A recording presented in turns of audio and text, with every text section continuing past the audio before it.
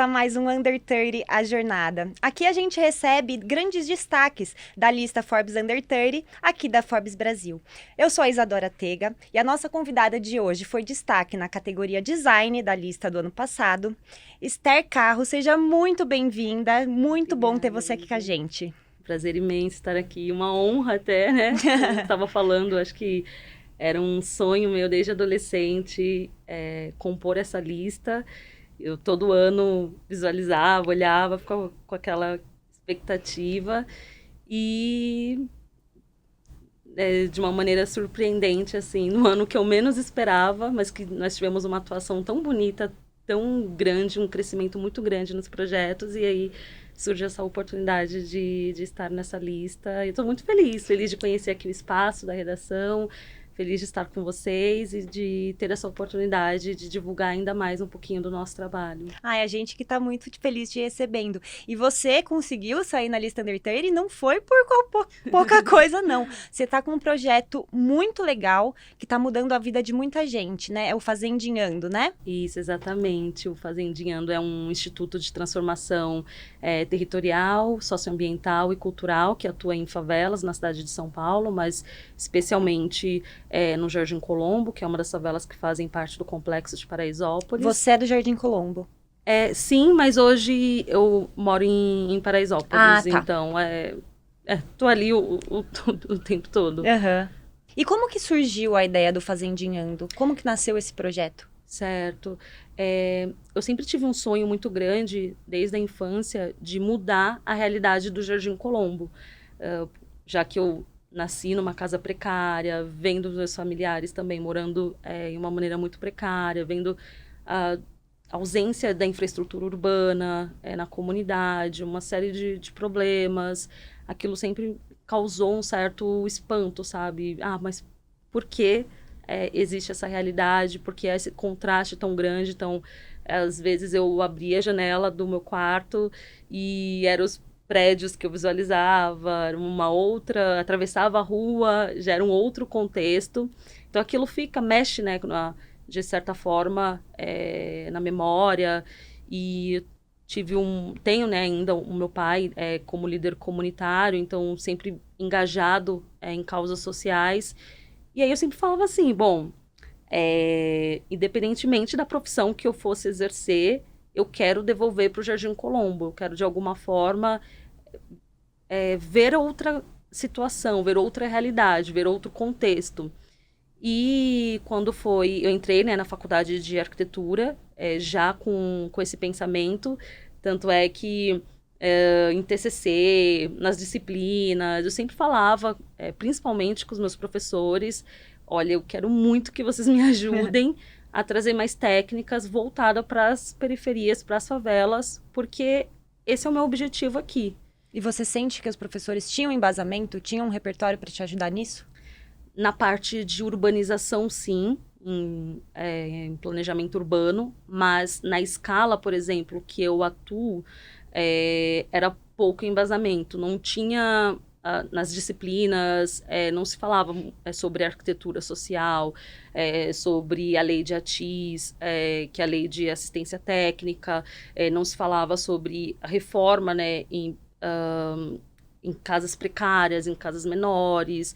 Geralmente eram muito um contexto europeu, com referências de outros países, ou mesmo que fossem referências daqui do Brasil, era uma referência, assim, de projetos muito grandes. Então não se debatia muito sobre a microescala. Então as pessoas, elas conhecem as favelas por aquilo que elas olham na fachada, os tijolinhos, mas elas não sabem as dores, as dificuldades, os problemas que há dentro de cada casa. E nesse momento, né, então essa junção de querer mudar o lugar onde eu nasci e cresci, e junto com voluntários, também com o desejo de participar da mudança na sociedade, nós criamos o Fazendinhando. E ele surgiu em 2017, era o ano que eu estava me formando. E é um detalhe, acho que muita gente também não sabe disso, Mas ao longo da minha trajetória, eu já trabalhei em escritório de arquitetura, em grandes escritórios grandes de arquitetura, eu já tinha trabalhado também em órgãos da prefeitura. Então, assim, eu poderia muito bem ter optado por falar assim, me formei, agora eu vou escolher um escritório, tentar me esforçar o máximo possível para chegar a atuar com determinada classe ou com determinados projetos. Eu tinha essa opção, mas a minha opção, que eu realmente queria, o que os meus olhos brilhavam, era com as favelas, era atuar, ver a transformação. E eu acho que uma das coisas, né, que eu enxergo assim uma beleza muito grande dentro do nosso trabalho é ver essa junção, né, de diferentes pessoas atuando, né, entendendo que assim o problema ele não é somente da favela, o problema ele é nosso. Então cada vez mais em que a gente entende que um pouquinho, cada mão fazendo um pouquinho vai causar uma diferença gigantesca, nós vamos obter mais transformações na nossa sociedade. Então, acho que durante muito tempo, as favelas elas foram invisibilizadas, elas foram esquecidas do planejamento urbano, não se discutia, elas, assim, era muito, muito pouco falado, até nas próprias mídias. E hoje não, hoje a gente está vendo um processo que está mudando, e ainda bem que está mudando, que essa mudança está acontecendo, né? Porque não dá para a gente discutir mais a cidade sem levar em consideração as favelas. Com certeza. E você, como você disse, quando você escolheu a sua profissão, realmente era pensando em ajudar a sua comunidade, tudo. Como que veio a arquitetura, assim? Como que foi a sua... havia alguma outra opção? Ou sempre, Sim. assim, desde o primeiro momento foi a arquitetura? Eu aprendi a ler muito cedo, com 5 anos de idade. E desde muito cedo, assim, eu pegava alguns livros de biblioteca, brinquedoteca, do que tinha um pouco mais próximo ali do meu contexto. E eu sempre falei que eu queria ser professora, porque quando eu era criança, os meus primos, as minhas primas, os vizinhos, eu brincava de escolinha e eu era professora. Eu que passava as lições e ajudava, porque eu ainda enxergo hoje o poder transformador da educação. A educação, ela transformou a minha vida. A educação, ela moldou, de alguma forma, ela foi o que deu aquele salto para conquistar os meus sonhos, para conquistar os meus objetivos. Então, eu sempre acreditei muito no poder transformador da educação. E então, quando eu era criança, eu ficava ali naquela brincadeira. Só que quando eu fui conversar com os meus professores, pedir aquelas dicas, olha, teve uma reunião, um conselho, e os meus professores, eles estavam curiosos, assim, né? Esther, o que você quer exercer quando concluir o colégio? E aí eu falei assim, com aquele orgulho, com aquela felicidade toda, eu falei, olha, eu quero ser professora. E aí, um começou a olhar para a cara do outro, e ficou aquele clima que sabe quando automaticamente você muda o seu semblante muda? Porque foi justamente assim, eles olharam para a cara do outro e falaram assim, Esther, olha, nós amamos a nossa profissão, só que... tem o mas. Exatamente. A maneira como você atua aqui na escola, a sua dedicação, a maneira como você age, acho que é melhor você pensar em outras possibilidades.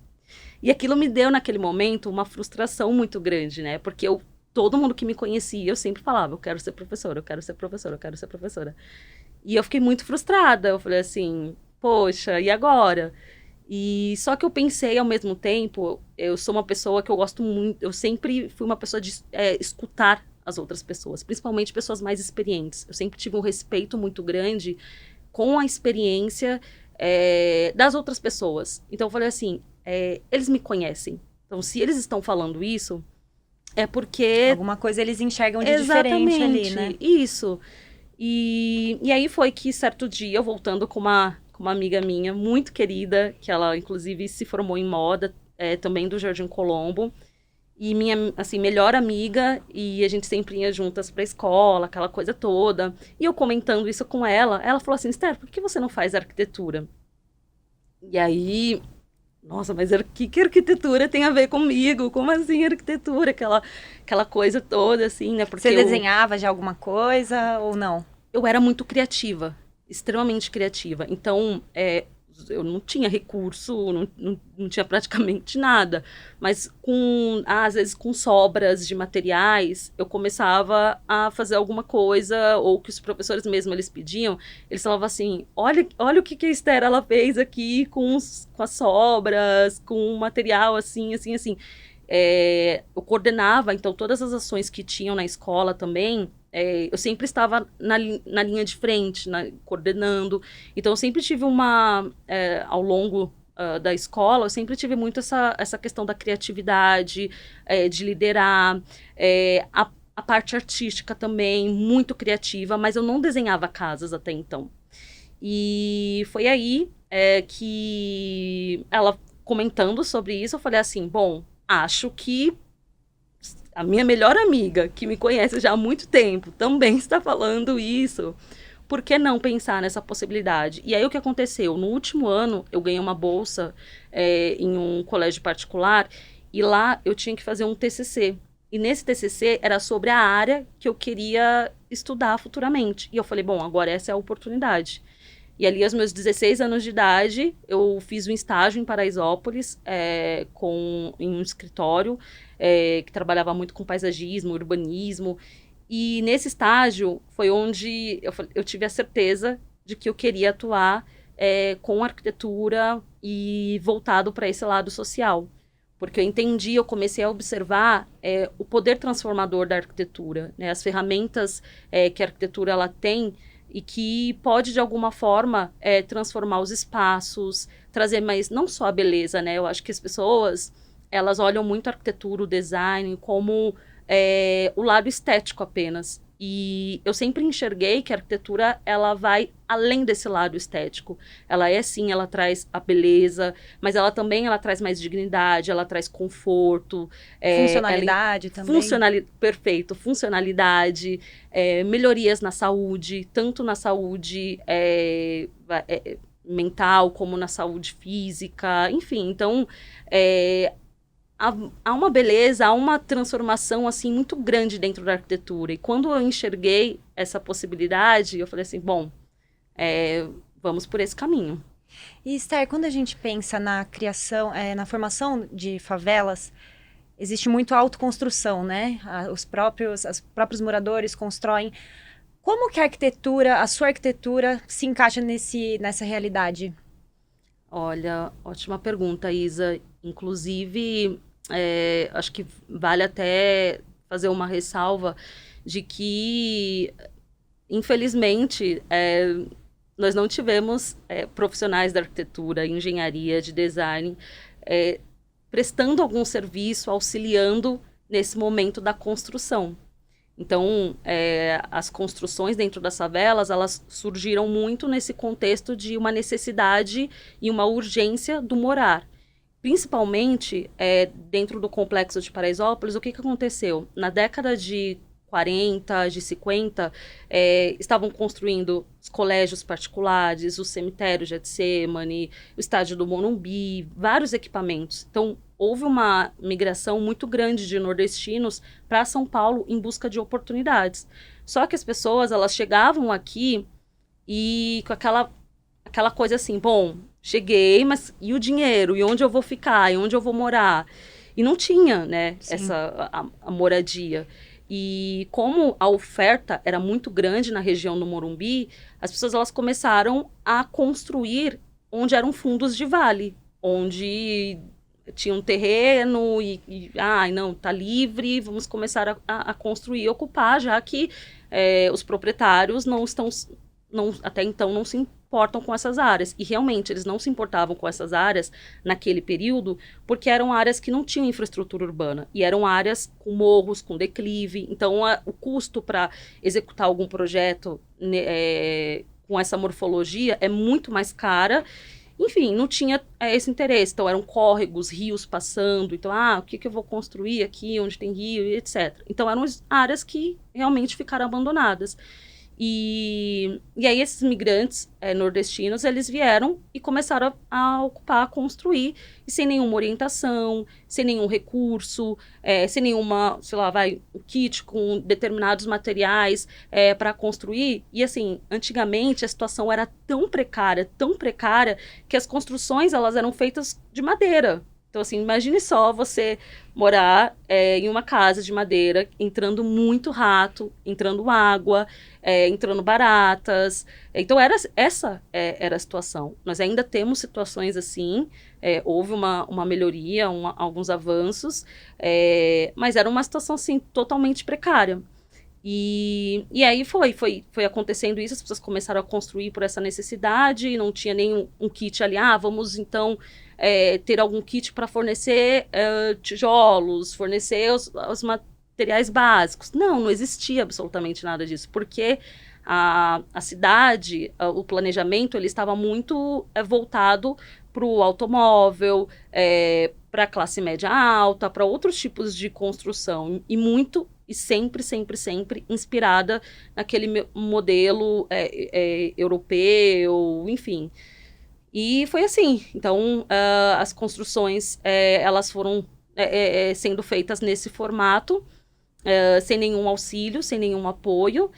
E hoje nós temos, o que nós temos hoje, né? São áreas precárias, geralmente sem infraestrutura urbana, que acabam afetando a saúde. Hoje nós temos, assim, famílias grandes morando em espaços minúsculos, famílias que têm que ir em uma cama de casal onde dormem 5, 6 pessoas. E aí é menino, é menina, é primo, é prima, aquela coisa toda assim que é muito desagradável, né? Hoje nós temos muitas meninas que não têm assim a sua privacidade para fazer alguma coisa, sabe? É triste. Nós temos também... É uma realidade que envolve tantas coisas ao mesmo tempo, né? Não é só pensar só na questão, só, entre aspas, muito entre aspas, na questão da moradia. É todo um ecossistema em volta disso, né? Exatamente. Uma coisa que eu tenho falado, inclusive, falado muito, com muita insistência, o poder público quer criar, de alguma forma, políticas públicas para a questão da educação, para a questão de abuso sexual, para a questão para vários temas, para a saúde mesmo, e esquece que, assim, muita coisa acontece ali, na própria moradia. Muitos abusos, muitas doenças respiratórias vêm da própria moradia, de pessoas que têm sinusite, bronquite, rinite, alergias, vem da maneira como mora. Tem casas que às vezes eu vou visitar e tem assim a parede extremamente mofada do lado de um pedaço de madeira onde uma criança tá dormindo. Sabe? Então, assim, com muito mofo. Tem casas, essa semana mesmo, nós fomos numa casa e a mulher com uma criança, o marido dela faleceu faz pouco tempo. Faleceu, inclusive, no dia que ela soube que ela estava grávida dessa criança. Nossa. E ela, assim, desesperada, me mandando mensagem, não parava de mandar mensagem, falando assim, Esther, eu não tô aguentando mais, tenho muito rato que tá entrando, tá cheio de buracos, não tinha nem pia. Fomos na casa, não tinha, eram uns tijolos, assim, todos erguidos, e uma pia improvisada do lado de fora da casa, nem tava dentro da casa. Então, são situações, assim, muito precárias, situações de gente que não tem banheiro.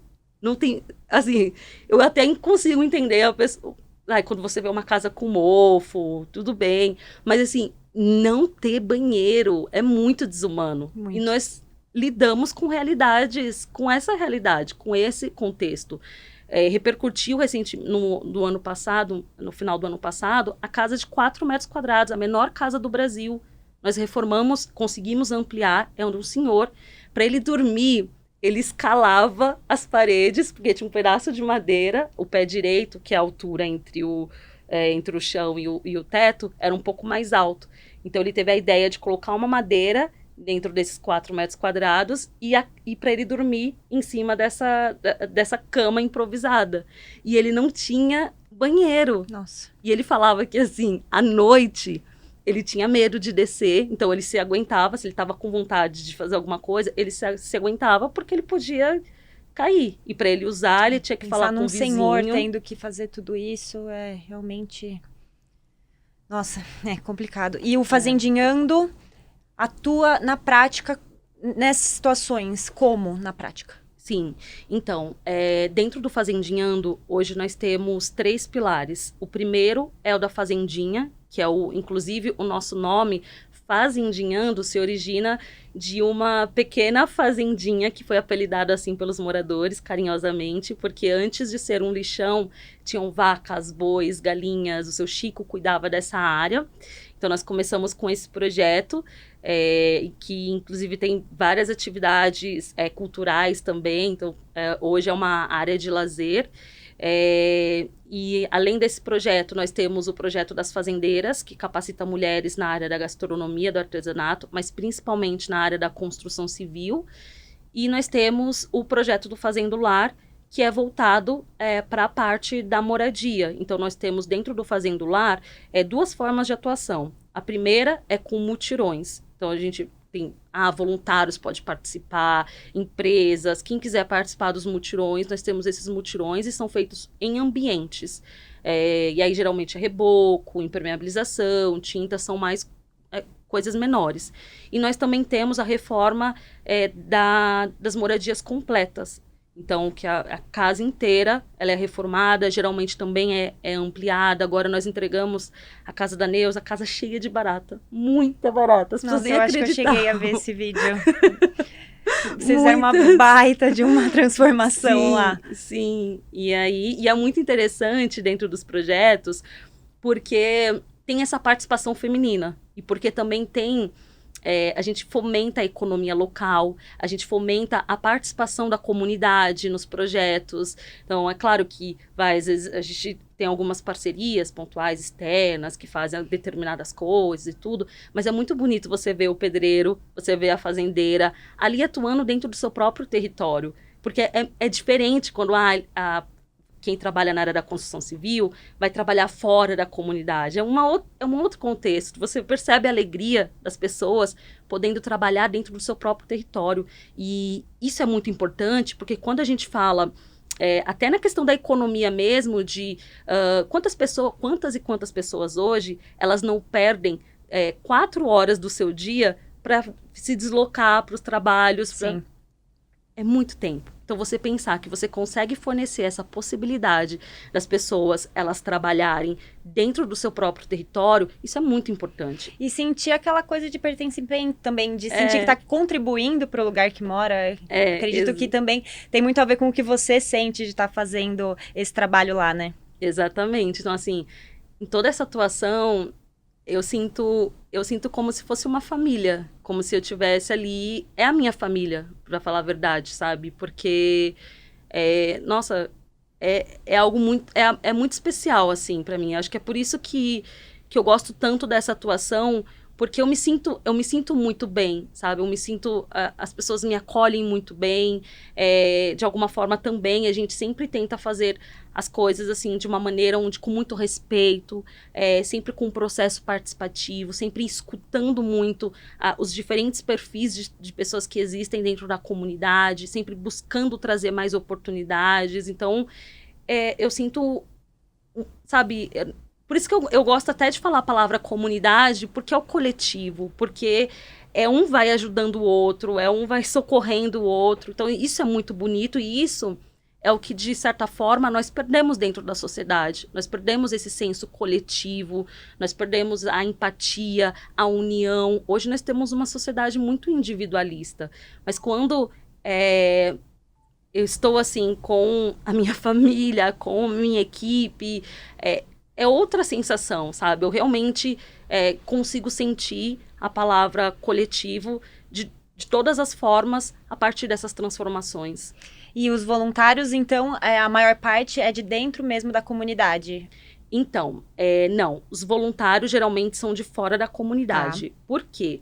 Claro que tem ações que a própria comunidade ela participa de forma voluntária. Só que, para a gente é muito importante fomentar a economia local. Então, toda atividade que uma fazendeira, que um pedreiro, que eles façam, tem uma remuneração. Eles são remunerados para isso. Aí agora não, agora os voluntários geralmente já são de fora da comunidade. Legal. E, Esther, você foi a primeira pessoa a fazer mestrado ali do Jardim Colombo, é isso? Sim. Você nasceu, cresceu em um meio em que você não tinha muito uma referência, então, nessa questão de ensino superior e outros graus aí de escolaridade. Hoje em dia, eu acredito que você acaba sendo uma referência para crianças e adolescentes. Como que você vê isso? Como que você trabalha esse lado seu? Olha, eu tenho muito orgulho, assim, da minha trajetória, porque meu pai e a minha mãe, eles não chegaram a concluir o 4º ano do ensino fundamental. A minha mãe, empregada doméstica, o meu pai, antes de ser líder comunitário, ele era pedreiro, ele é baiano, veio muito cedo para cá, para São Paulo, em busca de oportunidades.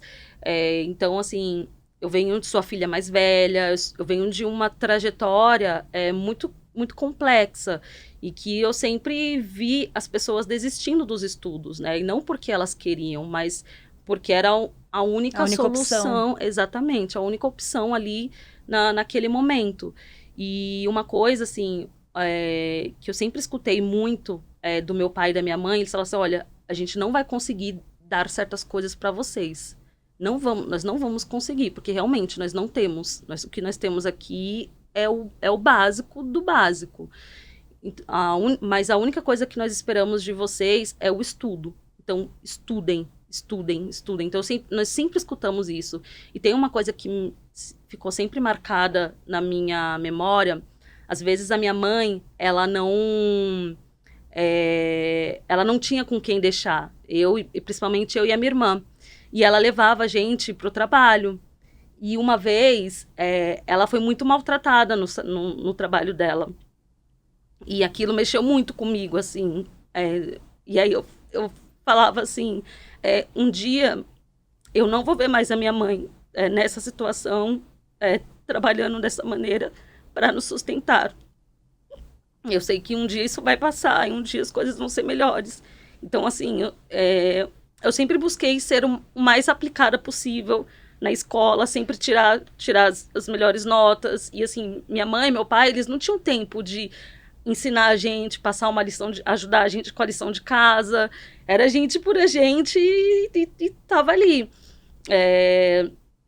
E então, assim, falar dessa parte da educação, eu falo com muito orgulho, assim, ter conseguido entrar no mestrado, ter conseguido bolsa, porque uma coisa também que eu pensava, eu nem sabia que havia essa possibilidade. De coração, as pessoas o que acontece muito dentro das favelas é que o acesso ao conhecimento, o acesso a oportunidades, assim, é muito difícil de chegar. Então, eu nunca imaginei na minha vida que um dia eu iria fazer mestrado, que um dia, agora, recentemente, entrei no doutorado. Isso estava longe, assim, da minha mentalidade, assim. Só que eu sempre tive professores que, de alguma forma, me incentivaram muito. Tiveram sempre um carinho muito grande, uma atenção, e eu era aquela pessoa muito curiosa. E aí, o meu professor, que foi meu orientador do TCC, ele falou assim, Esther, por que você não faz o mestrado? Você está desenvolvendo aí um trabalho tão bacana, é extremamente importante relatar, descrever um pouco desses processos. Eu falei, mas é possível fazer mestrado? Eu não tenho condições de pagar o mestrado. Ele falou, sim, é possível, tem bolsa. Aí eu fiquei assustada, eu falei assim, tem bolsa para mestrado? Abriu um horizonte, assim, na sua Exatamente, frente. porque a gente não tem essa noção, sabe? Essas informações, elas não chegam. E aí ele começou a fazer reunião comigo, me ajudar, escreve para projeto, estrutura assim, faz assim, dá tais dicas. E aí eu consegui passar, fiz o mestrado, depois fiz 2 especializações também com bolsa nas 2. E agora, mais recentemente, voltei para esse lado acadêmico, para o doutorado, e pretendo futuramente também, com aquele sonho de menina lá de criança, quem sabe algum dia as pessoas também vão me ver aí dando aula. Então, juntar esses meus 2 sonhos de transformar o Jardim Colombo, de transformar a realidade de muita gente, mas também poder ter a oportunidade de ensinar, né, das técnicas, das ferramentas que a gente utiliza, de alguma forma, levar para dentro da faculdade, que é extremamente importante para que se replique cada vez mais, né? Para que aumente cada vez mais essa atuação de profissionais da arquitetura, do design, da engenharia dentro das favelas. Nossa, é muito lindo ver você falando assim. E eu tenho certeza absoluta que você vai dar aula, porque é muito bonito mesmo ver sua relação com a educação. E eu tenho certeza que sua mãe está muito orgulhosa mesmo de tudo que você tem construído, né? E com certeza é só o começo, né? E hoje, o que eu vejo também que é muito especial é ver outras crianças, jovens, mulheres, se inspirando nessa trajetória e falando assim, se a Esther pode, eu posso também. Inclusive, teve uma das nossas fazendeiras que ela me acompanhava nas redes sociais. Ela era moradora do Nordeste, mãe solo de 2 meninas.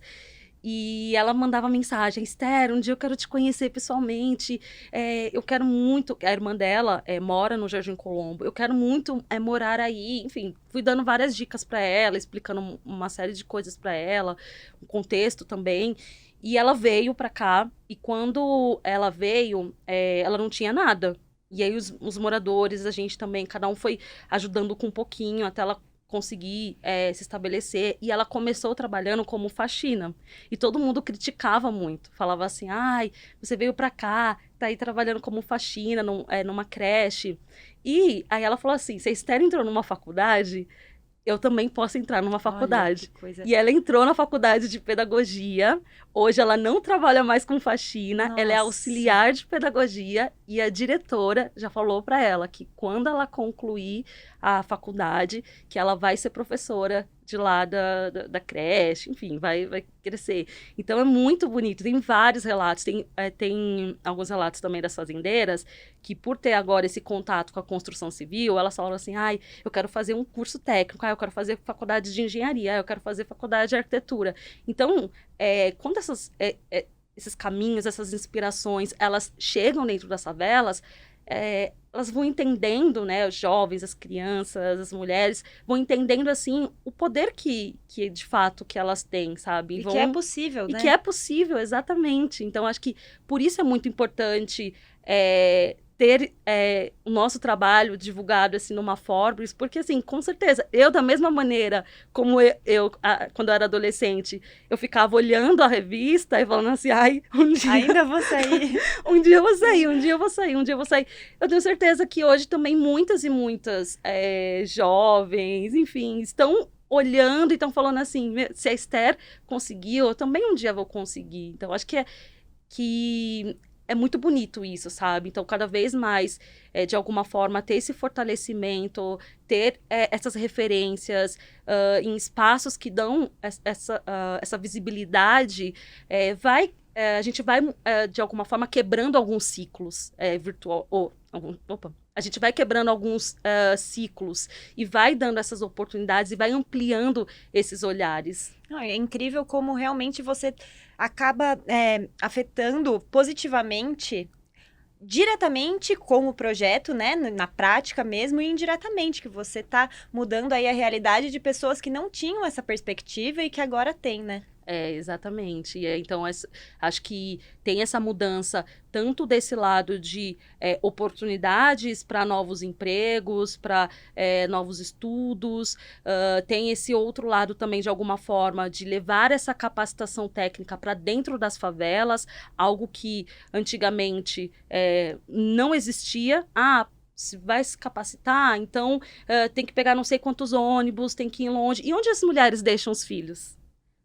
E qual é o recurso que elas têm para ficar pagando ônibus e, às vezes, sei lá, um lanche, alguma coisa, para ir, não sei, lá do outro lado do mundo para fazer alguma capacitação técnica.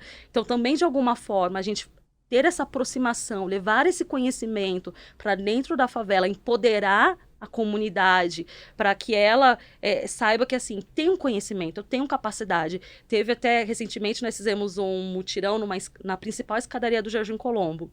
E aí vieram um grupo de mulheres, elas ainda não tinham participado ainda de outras ações, assim, de mutirões, etc. E eu fiquei observando, né, elas... E aí, uma delas falou assim, Esther, eu achava que eu não era capaz de fazer isso, de tá colocando o revestimento aqui na escadaria e mexendo com argamassa e essa coisa toda. Eu achava que eu não podia fazer isso. Então, assim, você dá, né, mostra essa possibilidade que não, que é possível, que elas podem e que elas, principalmente, também devem zelar, cuidar da comunidade, sabe? Então, acho que muitas vezes a gente esquece também que não é só a entrega de um projeto, não é só um impacto inicial, mas como que a gente vai empoderar a comunidade para que ela zele, para que ela entenda que a responsabilidade também é dela. Não é só aquela coisa de assim, nós estamos acostumados a procurar culpados. Ai, não, mas olha, ele é culpado, ela é culpada, aquela coisa toda. E eu acho que a gente, dentro do Fazendinhando, a gente, de alguma forma, molda os pensamentos, ensina, vai numa linha onde as pessoas elas entendem que, assim, eu posso fazer parte da solução. Eu não preciso apenas procurar culpados. Claro que a gente tem que... Há direitos que a gente precisa questionar, que a gente precisa reivindicar, que a gente precisa cobrar. Com certeza. Mas entender também que cada um pode fazer um pouquinho, tem a sua corresponsabilidade, então muda muita coisa, sabe? Muda muito a visão, essa mentalidade. E, Esther, como que é feita a captação de recursos para esse projeto? Olha, a captação é a coisa mais difícil. Sério? Muito. Inclusive, é o que a gente mais sofre com a parte de captação, porque assim... Nós lidamos com muito pouco recurso, fazemos um milagre com muito pouco recurso. O que diminui muito os nossos custos é que, de certa forma, a gente recebe a doação de alguns materiais. Então, por exemplo, de escritórios de arquitetura, a própria Casa Cor, dos estandes que tem, né, dos espaços que são montados nos ambientes, a gente recebe parte desses materiais, a gente recebe recurso financeiro por parte deles também. E aí, o que geralmente nós realizamos são algumas campanhas nas redes sociais. Então, tem tal projeto que vai acontecer. A gente explica todo o histórico desse projeto e a gente divulga nas redes sociais e começa a fazer essas campanhas. E também, com alguns parceiros que nós já temos, não são muitos, dependendo do projeto, da dimensão do projeto, a gente começa apresenta a proposta, olha, será que você não pode ajudar dessa forma? Olha, nós precisamos assim. Mas é muito difícil. Você acha que o maior desafio esbarra na falta de visibilidade, de chegar realmente, ou em alguma outra questão? Olha, eu não sei explicar muito bem, mas a parte não sei, até chegam pessoas, às vezes, para doar, mas é uma coisa que fica, às vezes, ou até mesmo algumas empresas, mas não é uma coisa contínua. Geralmente é uma coisa muito pontual. Então, por exemplo, quando sai alguma matéria, alguma coisa assim, vem doações. E a gente aproveita muito desse espaço. Mas, geralmente, essas doações, elas são mais pontuais. Então, não tem aquela continuidade. E aí, isso é o que acaba dificultando. Entendo. E, Esther, a gente vê, então, vocês, como uma sociedade civil, fazendo essas coisas, em parceria também com algumas empresas privadas. E o poder público, o que vocês esperam de uma parte mais atuante, que deveria ser prioridade para o poder público? Olha, eu gostaria muito que o poder público ele desse mais visibilidade para essas iniciativas, sabe? Que, de certa forma, empoderasse o que já existe. Porque há muitos coletivos trabalhando com arquitetura social e, por parte do poder público, eles querem, quando começam algum projeto, alguma iniciativa, eles querem começar do zero. Então, ao invés de empoderar o que já existe, que já tem um trabalho de muitos anos com a comunidade, uma relação muito boa, quando chega algum apoio do poder público, é para começar uma iniciativa do zero. Não é essa coisa de, então vamos fortalecer. Sim. Então, acho que eu esperaria que o poder público, ele fortalecesse as ações, as diferentes ações que existem em diferentes favelas, que escutassem um pouco mais as associações de bairro, as ONGs, porque, assim, o trabalho que a gente tem é um trabalho maduro, é um trabalho sólido, é um trabalho transparente, porque eu também acho que em toda iniciativa que mexa com recurso que não é nosso, a gente tem que ter transparência, Sim. A gente tem que ter compliance, a gente tem que ter, enfim, tem que ter as coisas muito certinhas. Então, assim, por que não dar visibilidade, fortalecer esse trabalho que que tenha essas características. Então, eu sinto um pouco uma falta por parte do poder público que não dá essa voz, sabe? E, de certa forma mesmo, hoje, até falando como arquiteta, como urbanista e com toda essa trajetória que eu tenho, eu esperaria também por parte do poder público, às vezes, ser chamada para discutir determinados temas e temas que estão envolvendo as favelas. Porque você sabe muito bem as maiores dores que vocês têm, né? Sim, e uma pergunta que eu sempre faço é assim, quem pensa as nossas cidades? Quem desenha as nossas cidades? E eu acredito que a diversidade, ela é extremamente importante, porque há muita diversidade no nosso país. Só que o que geralmente nós visualizamos nas políticas públicas é sempre aquele mesmo padrão, é sempre aquele mesmo perfil, é sempre aquela mesma coisa, sabe? Então, assim, dar voz também a diferentes pessoas, as pessoas que estão ali atuando, as pessoas que estão ali desenvolvendo o trabalho, isso também é muito importante. Muito bom. Eu vou pegar até minha colinha aqui agora, porque eu tenho um dado, que São Paulo tinha 1.728 favelas em 2019 e 1.747 favelas em 2023. Essa é uma crescente, né, que provavelmente muito potencializada também pela pandemia. Queria saber de você como que você vê essa realidade, esse movimento crescente do número de favelas em São Paulo especificamente. Olha, eu vejo São Paulo como uma cidade abandonada. Porque, assim, principalmente depois da pandemia, durante o mestrado, eu fiz um mapeamento de áreas, espaços livres, vai em um raio de até 10 quilômetros, mais ou menos, ali do Jardim Colombo, e fui mapeando diferentes espaços livres, áreas livres que poderiam ser parques, que poderiam ser equipamentos públicos, que poderiam ser jardins, que poderiam ser hortas. E foi impressionante que, quando chegou a pandemia, muitos desses espaços que eu tinha mapeado, que eram os espaços livres, eles não estavam mais livres, estavam ocupados com moradias. E muita gente em situação de rua e aquela precariedade toda. Então, eu vejo que, assim, tanto é que quando a gente fala, hoje está se discutindo muito sobre mudanças climáticas, sobre meio ambiente, quando a gente visualiza a cidade de São Paulo, as áreas verdes, quase não há áreas verdes em favelas. Há uma discrepância, assim, muito grande de onde estão as áreas verdes e de onde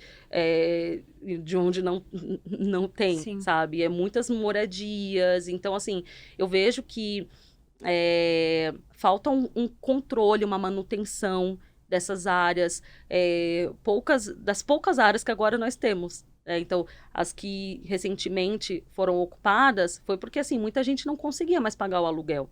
Muita gente, antes da pandemia, morava de aluguel, não conseguia. Começou a criar ali, fazer um barraquinho. Tiveram incêndios, tiveram, assim, uma série de complexidades com que fizeram com que as pessoas, elas passassem a morar, a ocupar esses outros espaços. E então, acho que falta muito, assim, para a nossa cidade. Eu vejo que, assim, entender, mapear mesmo esses espaços e ter um trabalho da subprefeitura, um trabalho mais local, de assim, então, olha, vamos zelar, tá previsto um parque vai demorar 10 anos para fazer isso. Então, será que não dá para a gente fazer uma horta por enquanto? Será que não dá para fazer algum outro tipo de atividade por enquanto? Então, e a questão da moradia? Assim, é um número muito grande de pessoas que não têm moradia. Então, a gente fala das áreas centrais.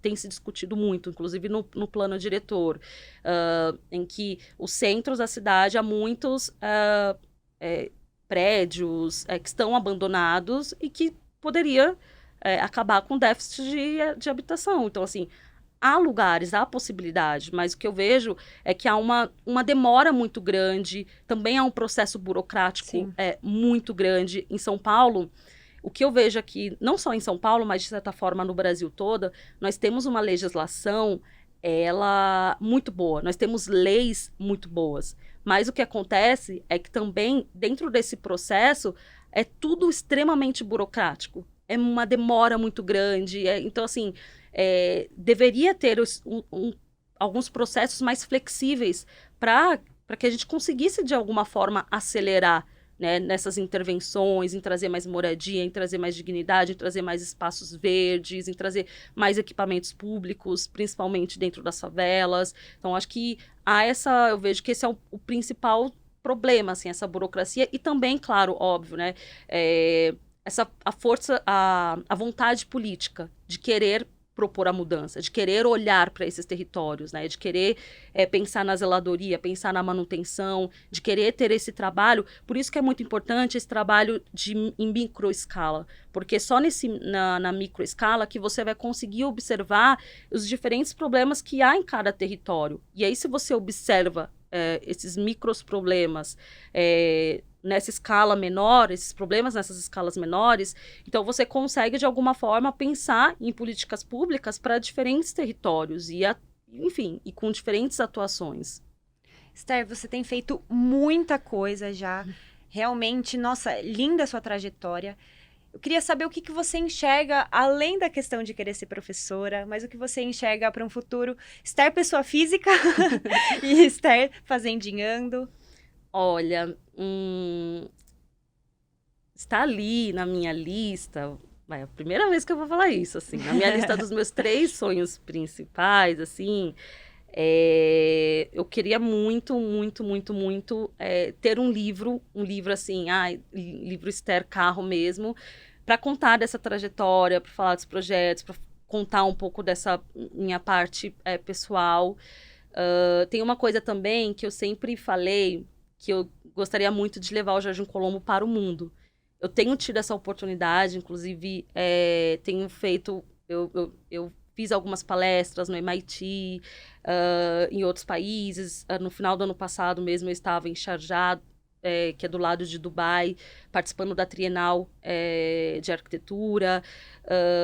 E eu tenho, assim, eu quero evoluir ainda mais no inglês, porque hoje eu sei inglês, mas eu acho que ainda preciso evoluir, então talvez fazer um intercâmbio fora, focado no idioma, para eu, assim, destravar totalmente.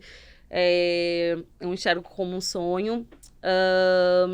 E também acho que a questão de participar dessas discussões para as nossas cidades, principalmente as discussões que estão inseridas nas favelas, sabe? Eu acho que hoje eu já tenho uma maturidade, experiência e cases muito interessantes, né, que podem ser replicados, que podem, de fato, impactar muita gente, mas eu não tenho ainda essa oportunidade de falar numa escala maior, atuar numa escala maior, sabe? Então, acho que, de alguma forma, eu gostaria muito, em algum momento, alguma fase da minha vida, poder olhar para a cidade de São Paulo, sabe? Sair dessas pequenas intervenções e ir para uma escala maior com essas experiências. Então, espero que em algum momento também possam levar em consideração um pouco desse nosso trabalho, sabe? E acho que falando dentro do Fazendinhando, crescer a nossa equipe, então fortalecer, acho que primeiro fortalecer a nossa equipe, porque a gente lida com muito pouco recurso, então queria muito fortalecer ainda mais a nossa equipe, que é composta por 80% por moradores do Jardim Colombo, então quero muito fortalecer a nossa equipe, crescer, ter mais gente atuando, ver os nossos projetos eles também se escalando para outros territórios, e ver cada vez mais oportunidades chegando para dentro das favelas, sabe? Vendo cada vez mais gente se formando, então que o acesso à informação chegue de uma forma mais efetiva dentro das favelas. Então, acho que eu vejo isso. Nossa, você com certeza está no caminho certo. Você tem 28 anos ainda? Não, em dezembro eu fiz 29. Ah, fez 29. Nossa, ainda é muito nova. Antes dos 30 já fez tudo isso. Com certeza vai ser um caminho muito lindo aí que você vai construir pela frente. Ah, obrigada. Esther, muito obrigada por participar aqui do nosso podcast. Foi um papo muito enriquecedor. Parabéns pela sua trajetória. Eu vou te pedir para assinar a nossa revista. Sim. Aqui na sua página, dar o seu autógrafo. Merecidíssimo. Com muito prazer, com muito orgulho.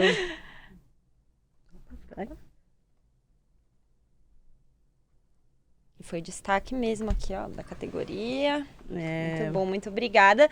Esse podcast é patrocinado por Johnny Walker e o nosso patrocinador também deu um presentinho para você. Ai, obrigada. Para comemorar essa fase nova como Forbes Under 30. E é demais. isso, muito obrigada mesmo. Foi um prazerzão conversar com você. Não, Isa, eu que agradeço, com certeza, como eu já falei anteriormente, estar nessa revista como destaque, com certeza vai inspirar ainda mais jovens, mais mulheres, mais crianças, e eu acho que o meu sonho é em breve ver, não sei, mais alguém de lá de Jardim Colombo, de Paraisópolis, enfim, de Heliópolis, desses territórios, nessas revistas brilhando e sonhando cada vez mais alto, né? Eu acho que aqui para mim é um sonho de criança, de adolescente. E tem um detalhe, eu não comentei rapidinho. A minha avó, quando quando eu falei para ela que queria ser arquiteta, ela me trazia revistas ela trabalhava também como empregada doméstica e ela me trazia revistas, enfim, para me inspirar de alguma forma, porque naquela época eu não tinha acesso à internet. E eu comentei com ela que eu estou na Forbes, enviei as fotos tudo, e essa semana eu vou entregar para ela a revista. Ai, que legal. E eu tenho certeza que ela vai se emocionar, ela vai ficar muito feliz. Nossa, vai ficar muito orgulhosa. Sim. Ai, muito legal, muito obrigada mesmo, viu? E Ah, parabéns que demais. Eu que agradeço. Pessoal, a gente fica por aqui hoje. Muito obrigada por acompanhar a gente e até a próxima.